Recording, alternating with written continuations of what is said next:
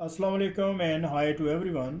आज हम CC 3.1 chapter 22 the weldability of the steel का जो पेज 7 है उसमें डिस्कस करेंगे।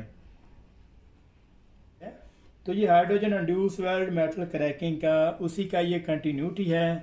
दिस कंडीशन में now result in H2 cracking occurring in the world metal. यहाँ तक इसको देखते हैं।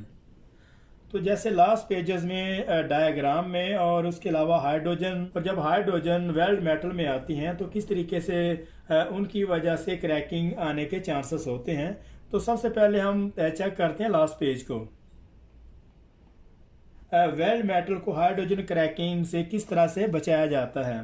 तो हाइड्रोजन क्रैकिंग को बचाने के लिए उसमें जो है वो मुख्तलिफ तरह के एलिमेंट ऐड किए जाते हैं। तो इसी तरीके से उसमें जो है वो कार्बन कंटेंट ऐड किए जाते हैं ताकि वेल्ड मेटल की जो स्ट्रेंथ है वो इंक्रीज हो सके। और इसमें क्या करते हैं कि 0.8%, 0.83% उसमें कार्बन ऐड किए जाते हैं और जिसको यूक्टाइड कंपोजिशन भी कहते हैं। और इस पॉइंट पे जितने भी उसके एलिमेंट हैं जैसे कि हार्डनेस है, डक्टिलिटी है और उसकी जो टेंसाइल स्ट्रेंथ है वो मेंटेन रहती है। तो इससे क्या होता है कि उसके जो कार्बन कंटेंट ऐड करने से जो वेल्ड मेटल की जो प्रॉपर्टी है, उसकी जो टेंसाइल स्ट्रेंथ है वो तो मेंटेन हो जाती है, लेकिन इससे वेल्ड मेटल में बहुत ज़्यादा हार्ड मेल्टी आ जाती है। वेल्ड मेटल हार्ड होने की वजह से उसके आगे जो है वो आने वाले वक्त में उसमें जो है वो क्रैकिंग आने के चांसेस होते हैं। तो यहाँ से अभी हम नेक्स्ट इसका जो कंटिन्यू है इसी पेजेस का उसको चेक करते हैं। तो यहाँ पे वो यही कहना चाह रहा है कि प्लेन कार्बन स्टील में अगर उसकी टेंसाइल स्ट्रेंथ को इंक्रीज करना है तो उसके जो कार्बन कंटेंट हैं वो 0.83% उसमें यूक्टाइड कंपोजिशन पे ऐड किए जाते हैं और इस तरीके से वेल्ड मेटल की जो स्ट्रेंथ है बड़ी चीपली तरीके से उसको इंक्रीज किया जाता है। तो इसका जो साइड ड्रॉबैक अब ये है कि मेटल में जो है वो बहुत ज़्यादा मेटल हार्ड हो जाता है। अभी हम इसी पे जो कंटिन्यू करेंगे। दिस कंडीशन में no result in H2 cracking occurring in the weld metals.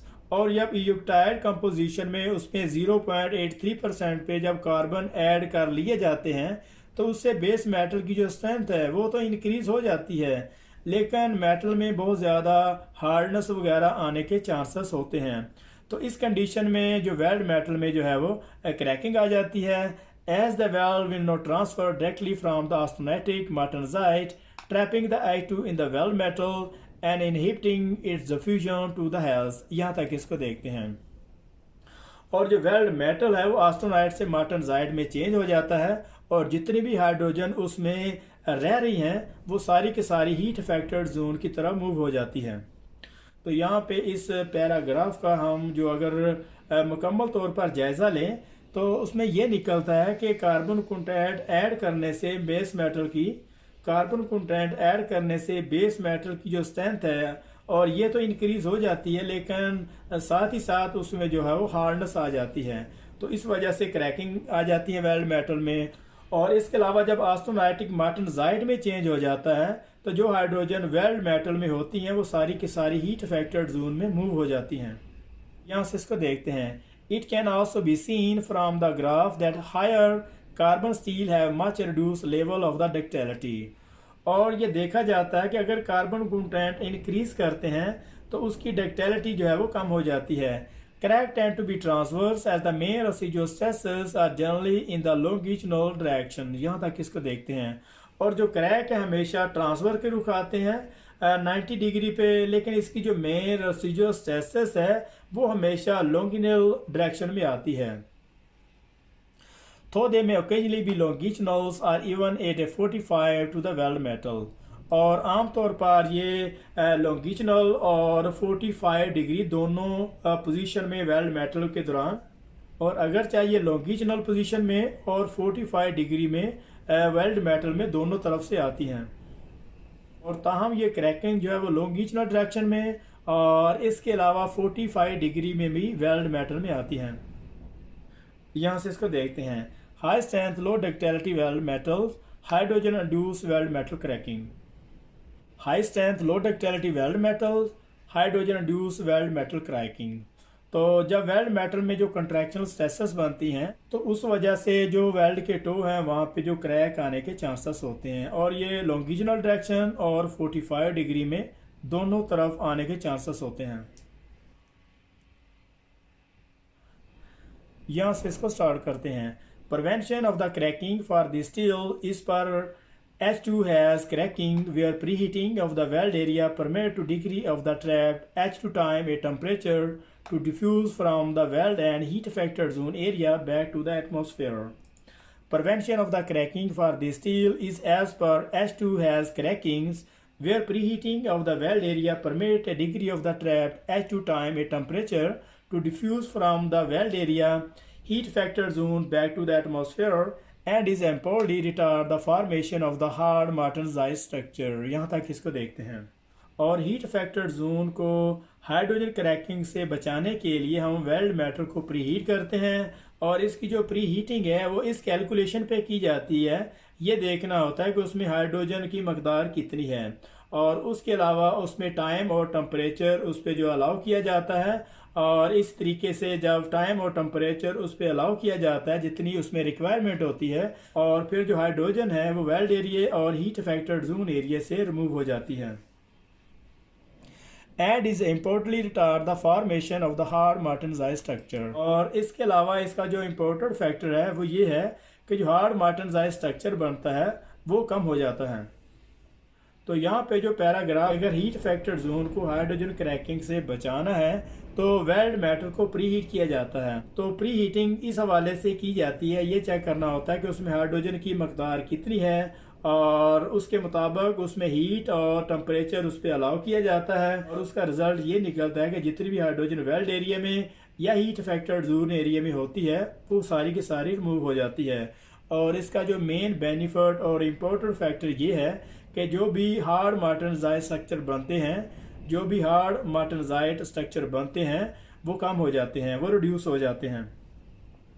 यहाँ से इसको देखते हैं। Summary of the prevention method for the H2 cracking in low alloy and micro alloy steels. यहाँ तक इसको देखते हैं।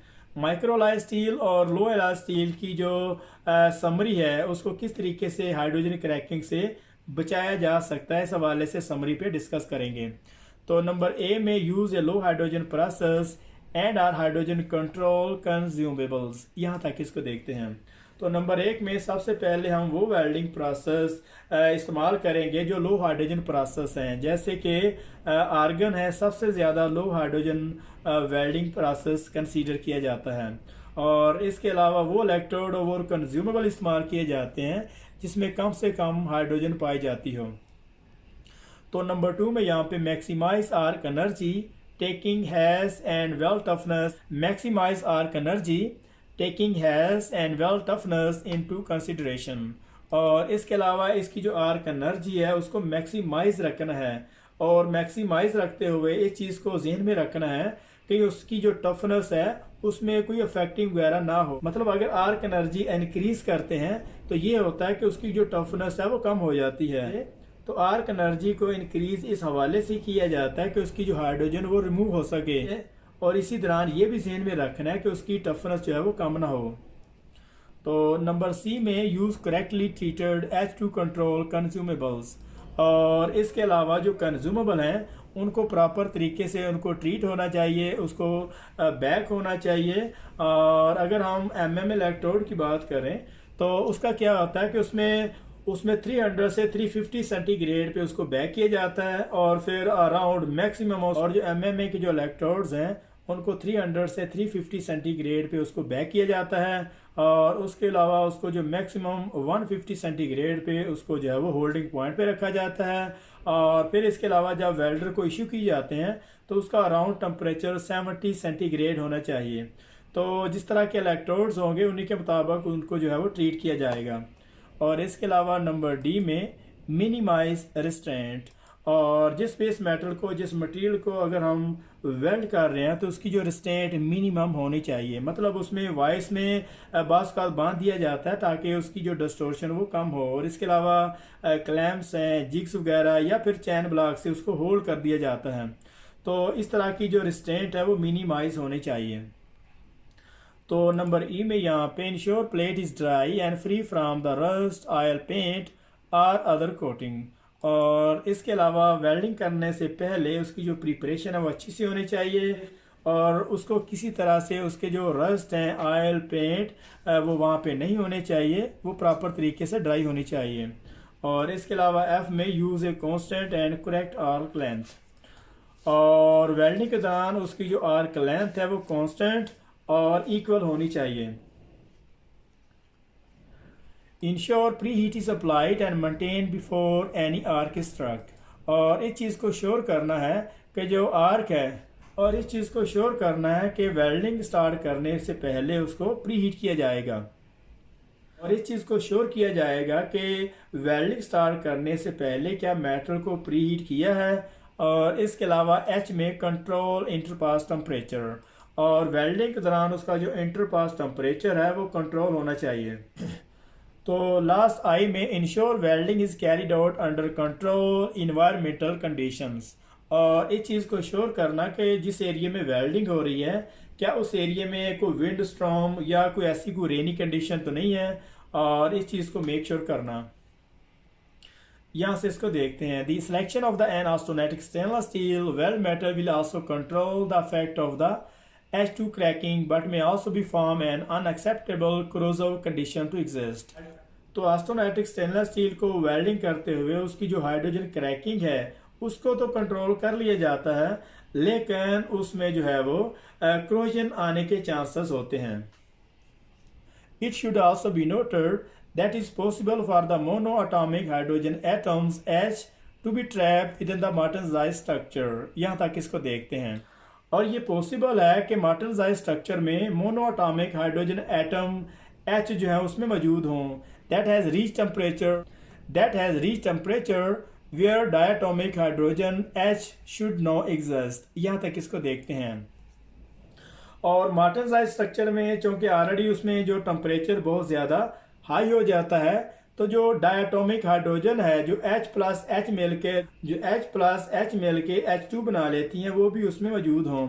This will also result in atomic forces acting within the structures and should be considered as a contributory factor in this cracking mechanism in welded HAZ. यहाँ तक इसको देखते हैं। और जब इस तरह की जो एटॉमिक फोर्सेस हैं जब स्ट्रक्चर में जो वर्क करती हैं तो इस वजह से वेल्ड मेटल और हीट अफेक्टेड जोन में क्रैकिंग आते हैं। पैराग्राफ में तो यहाँ पे ओवरऑल इस पैराग्राफ में ये कहना चाह रहा है कि जो मोनोएटॉमिक हाइड्रोजन एटम H और डायटोमिक हाइड्रोजन H2 जो है ये दोनों फोर्सेस स्ट्रक्चर में जब एक्टिंग करती हैं तो इस वजह से वेल्ड मेटल और हीट अफेक्टेड जोन में क्रैकिंग आने के चांसेस बहुत ज़्यादा बढ़ जाते हैं।